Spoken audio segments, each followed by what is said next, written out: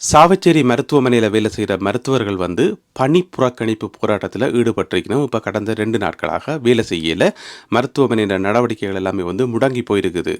எதுக்காக மருத்துவர்கள் பணி புறக்கணிப்பு போராட்டம் நடத்தினோம் என்று சொன்னால், அவைக்கு ஏதாவது பிரச்சனையா, சம்பள பிரச்சனையா, அல்லது ஓய்வில்லாமல் வேலை செய்யணும், வாரத்தில் 7 நாளும் வேலை செய்யணும், 24 மணித்தியாலம் வேலை செய்யணும்னு சொல்லி ஏதாவது நிர்பந்தமா, அல்லது அவர்களுடைய சம்மதம் இல்லாமல் அவர்களை பலவந்தமாக வேறு ஏதாவது இடத்துக்கு இடம் மாற்றி எங்கேயாவது கொண்ட தண்ணி இல்லாத காட்டுக்குள்ளே கொண்டே விடப்பட்டிருக்கா. அப்போ என்னதான் பிரச்சனை என்று சொல்லி ஆராய்ஞ்சு பார்த்தோம் என்று சொன்னால், சாவச்சேரி மருத்துவமனையில் பணி புறக்கணிப்பில் ஈடுபட்டிருக்கிற மருத்துவர்களுக்கு என்னதான் பிரச்சனை என்று சொல்லி ஆராய்ஞ்சு பார்த்தோம் என்று சொன்னால், புதுசாக ஒரு டாக்டர் வந்திருக்கிறார். அந்த டாக்டர் சொல்லியிருக்கார், இனிமேலும் நீங்கள் வேலை செய்யணும், ஒழுங்காக வேலை செய்யணும், சும்மா லீவ் எடுத்து போட்டு அங்கே இங்கே போகக்கூடாது, ஒழுங்காக ரெண்டு வேலை செய்யணும், மூடி கிடக்கிற ஆப்ரேஷன் தியேட்டரை திறக்கணும், மூடி கிடக்கிற மகப்பேற்று பிரிவை திறக்கணும், எங்களுடைய ஹாஸ்பிட்டல் நல்ல ஹாஸ்பிட்டல், நிறைய வசதிகள் இருக்குது, அந்த வசதிகளை பயன்படுத்தி பொதுமக்களுக்கு சேவை செய்யணும். சும்மா ஒரு சின்ன காயத்தோட சின்ன ஒரு மண்டை உடைஞ்சு வந்ததுக்கு அவனுக்கு 2 தையலை போட்டு அனுப்புறதை விட்டுட்டு அவனை பிடிச்சி யாழ்ப்பாணம் அனுப்புகிற வேலையெல்லாம் இனிமேலும் வச்சுக்கொள்ளாதீங்க, நீங்களே சிகிச்சை கொடுங்க, இந்த மாதிரி புதுசாக வந்த டாக்டர் சொல்லியிருப்பார் போலடக்கு. அதை கண்டித்து அதுக்கு எதிர்ப்பு தெரிவித்து, அதாவது வேலை செய்ய சொன்ன குற்றத்துக்காக பணி புறக்கணிப்பு இப்போ செய்யணும். செய்யாத பணியே என்று புறக்கணிக்கணும்னு தான் எனக்கு தெரியலை. ஏற்கனவே அவர்கள் பணி செய்யலைன்றதான் பிரச்சனை. பிறகு அந்த பணியை புறக்கணித்து இப்போ ஆர்ப்பாட்டம் போய்க்கொண்டு இருக்குது. சரி, இப்போ உங்களுக்கு ஒரு கேள்வி ஒன்று வரும். மருத்துவர்கள் என்று சொல்கிறதே பொதுமக்களுக்கு சேவை செய்யத்தானே, அவர்களுக்கு சம்பளம் வழங்கப்படுறது பொதுமக்களுக்கு சேவை செய்யத்தானே. ஆப்ரேஷன் தியேட்டரை திறந்து அதுக்கு கொஞ்சம் வசதி இருந்தாலும் அந்த வசதியை பயன்படுத்தி என்னமோ ஏதோ அதை இயக்க பண்ணுறதானே மருத்துவர்களுடைய வேலை. அதைப்படி அவர்களை பணி புறக்கணிப்பு செய்யலாம் என்று சொன்னீங்கன்னு சொன்னால், ஒரு படத்தில் விவேக் இன்டர்வியூக்கு போவார். இன்டர்வியூக்கு போய்க்குள்ள ஒரு இடத்துல ரோட் பிளாக் பண்ணப்பட்டிருக்கும். அப்போ போலீஸ்காரர் சொல்லுவினோம், இந்த வழியால் போகலாது, ரோட்டு பிளாக் பண்ணப்பட்டிருக்குது. அப்போ விவேக் பேர் ஏன் ரோட் பிளாக் பண்ணி வச்சுக்கிறீங்கன்னு சொல்லி நடைபாதை வியாபாரிகள் எல்லாரும் ஆர்ப்பாட்டம் பண்ணினோம்னு சொல்லி. அப்போ விவேக் பேர் எதுக்கு நடைபாதை வியாபாரிகள் எல்லாரும் ஆர்ப்பாட்டம் பண்ணினோம்னு சொல்லி. அதுக்கு போலீஸ் சொல்லுவார், இவியல் நடைபாதையில் கடை போட்டிருந்தவே அதை கார்பரேஷன் சொல்கிறது நகரசபை அந்த கடையிலாத்தையும் அகற்றிட்டுது, அதை எதிர்த்து ஆர்ப்பாட்டம் பண்ணினோம்னு சொல்லி. அப்போ விவேக் பேர் அதில் ஒரு பஞ்ச் டயலாக் கொண்டு சொல்லுவார், எங்க நடைபாதைன்றதே பொதுமக்கள் நடக்கத்தானே, அது உண்மைதானே, பொதுமக்கள் நடக்கிறதுக்கு தான் நடைபாதை வச்சிருக்கு, அந்த நடைபாதையில் போய் கடை போட்டதும் இல்லாமல் அந்த கடையை அகற்றின என்று சொல்லி ஆர்ப்பாட்டம் பண்ணினமாம். அதே மாதிரி தான் இருக்குது இப்போ சாவச்சேரி டாக்டர்ஸ் மேனுடைய பணி புறக்கணிப்பு. பணியே செய்கிறேன்றதான் குற்றச்சாட்டு. நீங்கள் ஒழுங்காக வேலை செய்கிறேல, சும்மா வர நோயாளிகளையும் பிடிச்சி யாழ்ப்பாணத்துக்கு அனுப்புறீங்கள். ஒரு அம்மா குழந்தை படுறதுக்கு வந்தால் அந்த குழந்தை பிரசவத்தை அங்கே நடத்தாமல் அதை பிடிச்சி யாழ்ப்பாணத்துக்கு அனுப்புறீங்கள், அல்லது பிரைவேட் ஹாஸ்பிட்டலுக்கு அனுப்புறீங்கன்றதான் குற்றச்சாட்டு. அதை செய்ய சொன்ன குற்றத்துக்காக, வேலை செய்ய சொன்ன குற்றத்துக்காக இப்போ வேலை நிறுத்த போராட்டத்தில் அவையில் ஈடுபட்டிருக்கணுமாம். இன்றைக்கு பார்த்தீங்கன்னு சொன்னால் எல்லா ஊடகங்களையும் பேசப்படுற ஒரு பேர் என்று சொன்னால் அது டாக்டர் அர்ச்சுனா ராமநாதன். ஏன்னு சொன்னால் அங்கே நடக்கிற இந்த அநியாயங்களையும் இந்த அட்டகாசங்களையும் துணிச்சலாக வெளியில் சொல்லிட்டார். இதான் அவன் இந்த பிரச்சனை. துணிச்சலாக ஃபேஸ்புக்லையும் மற்ற சமூக ஊடகங்களையும் துணிச்சலாக சொல்லிட்டார்ன்றதான் பிரச்சனை. அது சம்பந்தமான காணொலி நான் ஏற்கனவே போட்டிருந்தேன். அதில் நிறைய விஷயங்கள் நான் உங்களுக்கு சொல்லியிருந்தேன். இன்னும் நிறைய காணொலிகள் சமூக வலைத்தளங்களில் வந்திருக்குது. இப்போ அது ஒரு பெரிய ஒரு எழுச்சியாக, பெரிய ஒரு பேசுபொருளாக மாறி இருக்குது. முதல்ல சாவகச்சேரி மக்களுக்கு மிக்க நன்றி. ஏன்னு சொன்னால் உடனடியாகவே களத்தில் இறங்கி அங்கே போய் என்ன பிரச்சனை, ஏது பிரச்சனை ஆராய்ஞ்சு அந்த டாக்டருக்கு தங்களுடைய ஆதரவை தெரிவித்து அந்த டாக்டர் அந்த இடத்துலேருந்து இடம் மாற்றப்பட்டு போகாமல் தடுத்து, நீங்கள் இருங்கோ, நாங்கள் பார்த்துக்கொள்கிறோம் என்று சொல்லி ஆதரவு தெரிவித்த அனைத்து சாவகச்சேரி மக்களுக்கும் மிக்க நன்றி. ஏனென்று சொன்னால், நாட்டில் எந்த ஒரு அநியாயம் நடந்தாலும் அது பொதுமக்கள் கிளர்ந்து எழுந்தால் மட்டும்தான் அதை கட்டுப்படுத்த முடியும். பொதுமக்கள் தங்களுடைய இருப்பையும் தங்களுக்கான தேவைகளையும் பொதுமக்கள் போராட்டங்கள் மூலம் நடத்தி தான் அதை ஒரு கட்டுப்பாட்டுகளை கொண்டு வர முடியும். அரசு அதிகாரிகளும் மற்ற ஆக்களும் எப்படி பொதுமக்களை ஏமாற்றலாம், எப்படி பொதுமக்களை பேக்காட்டலாம் என்று சொல்லித்தான் சிந்திப்பினமே தவிர அவர்களாக மக்களுக்கு எந்த சேவையும் செய்ய மாட்டினோம். எனவே மக்கள்லாம் தங்களுக்கான உரிமைகள் எல்லாத்தையும் போராடி பெற்றுக்கொள்ளணும். இதுதான் அடிப்படையான விஷயம். அந்த வகையில் சாவச்சேரி மக்கள் கிளர்ந்து எழுந்திருக்கணும். அவர்களுக்கு பாராட்டுக்கள். என்ன விஷயம் என்று சொன்னால், வன்முறைகள் செய்யக்கூடாது, சட்டத்தை மீறி எதுவுமே செய்யக்கூடாது, சட்டத்துக்கு முரணான விஷயங்களை செய்யக்கூடாது. ஆனால் அந்த சட்ட வரம்புக்கு உட்பட்டு எங்களுக்கான உரிமைகளை நாங்கள் போராடி பெற்றுக்கொள்ளணும். எங்களுக்கான உரிமைகளை உரத்து குரல் கொடுக்கணும். அதில் தயங்கக்கூடாது, அதில் யாருக்குமே பயப்படக்கூடாது. அவர் எதுவும் செய்திருவாரோ இவர் எதுவும் செய்திருவாரோ என்று சொல்லி யாருமே பயப்பட வேண்டிய அவசியம் இல்லை. என்று சொன்னால், பொதுமக்களின் சக்தியை மீறின ஒரு சக்தி உலகத்திலேயே கிடையாது. அது அரசியல்வாதியாக இருக்கட்டும், எவராக இருக்கலாம், நாட்டில் பொறுப்பாக இருக்கிற எவராக இருந்தாலும் பொதுமக்களின் சக்திக்கு பயப்பட்டே ஆகணும். இந்த சாவச்சேரியில் நடக்கிற விஷயத்தை பற்றி நாங்கள் ஏற்கனவே நிறைய பேசியாச்சு, நிறைய ஊடகங்களில் வந்திருக்கு. உங்கள் எல்லாருக்குமே அங்கே என்ன நடக்குன்னு தெரிஞ்சிருக்கும். அதனால் அந்த விஷயத்தை நாங்கள் விட்டுட்டு பொதுவான ஒரு விஷயம் சொல்கிறோம். தாயகத்தில் வாழ்கிற எல்லா மக்களுக்குமான ஒரு பொதுவான பொதுவான விஷயத்த சொல்றேன். மக்களோட வாழ்க்கை தரம் இருக்கு தானே, அந்த மக்களோட வாழ்க்கை தரம் வந்து ஒவ்வொரு நாட்டுக்கும் ஒவ்வொரு விதமான மக்களோட வாழ்க்கை தரம் இருக்கும்.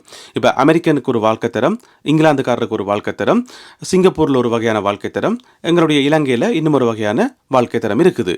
வாழ்க்கை தரம்னா என்ன? அந்த மக்களுக்கு கிடைக்கக்கூடிய வசதிகள், சலுகைகள், அந்த மக்கள் நடத்தப்படுற விதம், அந்த மக்களுக்கு கிடைக்கிற மரியாதை, மக்களுக்கு கிடைக்கிற உரிமைகள், இதெல்லாம் தான் வாழ்க்கை தரத்துக்குள்ள அடங்கும். அப்போ ஒவ்வொரு நாட்டு மக்களுக்கும் ஒவ்வொரு விதமான வாழ்க்கை தரம் எப்படி வந்தது? ஏன் சில நாட்டு மக்கள் வந்து அவர்கள் ஆசீர்வதிக்கப்பட்டவ மாதிரி அவைக்கு எல்லாமே கிடைக்கும், மருத்துவ வசதியிலிருந்து எல்லாமே வந்து பெர்ஃபெக்டா கிடைக்கும். அவைக்கு ஒரு சில நாட்டு மக்களுக்கு வந்து எதுவுமே கிடைக்கிறது இல்லை. பாவப்பட்ட மக்கள் மாதிரி, பழி சுமந்த மக்கள் மாதிரி, எங்களோட தலைவிதி இதுதான் போல நடக்கு, எங்களுடைய விதி இதுதான் போல நடக்குன்னு சொல்லி நொந்து போயிருக்கிற மக்கள் கூட்டம் இன்னும் ஒரு நாட்டில் வாழும். இதுக்கு பிரதானமான காரணம் மக்களோட கையில் தான் இருக்குது. தங்களுக்கான உரிமைகளை வந்து மீட்டெடுக்கிறது, தங்களுடைய வாழ்க்கை தரத்தை வந்து மேம்படுத்துறது மக்களோட கையில் தான் இருக்கு. எனவே தாயகத்தில் வாழ்ற எல்லா மக்களுக்கும் நான் சொல்றேன், தாயகத்தில் வாழ்ற எல்லா மக்களுக்கும் நான் சொல்றேன், நல்ல ஒரு வாழ்க்கை தரத்தில், உயர்ந்த வாழ்க்கை தரத்தில், சகல வசதிகளோடையும், ப்ரிவிலேஜஸ் என்று சொல்லுவோம், அதாவது வந்து உங்களுக்கு கிடைக்கக்கூடிய சலுகைகள், சிறப்பு சலுகைகள், இது எல்லாத்தையும் அனுபவிச்சு கொண்டு ஒரு உயர்ந்த வாழ்க்கை வாழ்கிற உரிமை வந்து உங்களுக்கு இருக்குது, கண்டிப்பாக இருக்குது. ஆனால் நீங்களான அதை பெற்றுக்கொள்ளணும். நீங்கள் வந்து சகிக்கக்கூடாத இடங்கள் எல்லாத்தையும் சகிச்சு, பொறுக்கக்கூடாத இடங்கள் எல்லாத்தையும் பொறுத்து, இது இப்படித்தான் போல நடக்குது, எங்களுடைய தலைவிதி இப்படித்தான் போல நடக்குது, எங்களோட தலையில் எழுதப்பட்டிருக்கிறது இவ்வளோ தான் போல நடக்குன்னு நினச்சி கொண்டு பேசாமல் விட்டீங்கன்னு சொன்னால் உங்களோட தலையில் வந்து தொடர்ந்து மிளகாய் அரைக்கப்படும். உங்களுடைய வாழ்க்கை தரம் வந்து தொடர்ந்து கீழே தான் இருக்கும். நீங்கள் ஒரு சின்ன ஒரு ஆப்ரேஷன் என்று சொல்லி, சின்ன ஒரு காயம் என்று சொல்லி நீங்கள் சாவச்சேரிக்கு போனால் உங்களை பிடிச்சி யாழ்ப்பாணம் தானே அனுப்புவாங்க. இதுதான் உங்களுடைய வாழ்க்கை தரமாக இருக்கும். நீங்கள் ஒரு பஸ்ஸில் ஏறீங்க, டிரைவர் வந்து உள்ள போன்னு சொல்லி முராச்சு கொண்டு கத்துவார். உங்களுக்கு ஒரு மனசுக்கு தோணும், ஏன் இந்த டிரைவர் சிரிச்சு முகத்தோட கதைக்காமல், சிரிச்சு பஸ்ஸுக்குள்ளே வந்து வரவேற்காமல் முராச்சு கதைக்கிறார் என்று சொன்னால் உங்களுடைய வாழ்க்கை தரம் வந்து அப்படித்தான் இருக்கும். நீங்கள் ஒரு ஹாஸ்பிட்டலுக்கு மருந்து எடுக்க போறீங்க, அங்கே இருக்கிற ஒரு நர்ஸ் வந்து உங்களுக்கு மேலே வல்வல் என்று பாயிரா.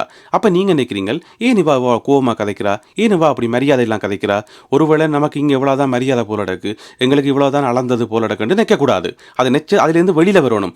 வெளியில் வந்தால் மட்டும்தான் நீங்கள் உங்களுக்கான மரியாதை கிடைக்கும். நீங்கள் அதை சகிச்சு கொண்டும் பொறுத்து கொண்டும் பெரிய ஹாஸ்பிட்டல் என்று சொன்னால் அங்கே இருக்கிற வெள்ளச்சட்டை போட்ட நர்ஸ் வந்து பேசுவா போலாம் கிடக்கு என்று சொல்லி போட்டு பேசாமல் இருந்தீங்கன்னு சொன்னால் அந்த பேச்சு தொடரும்.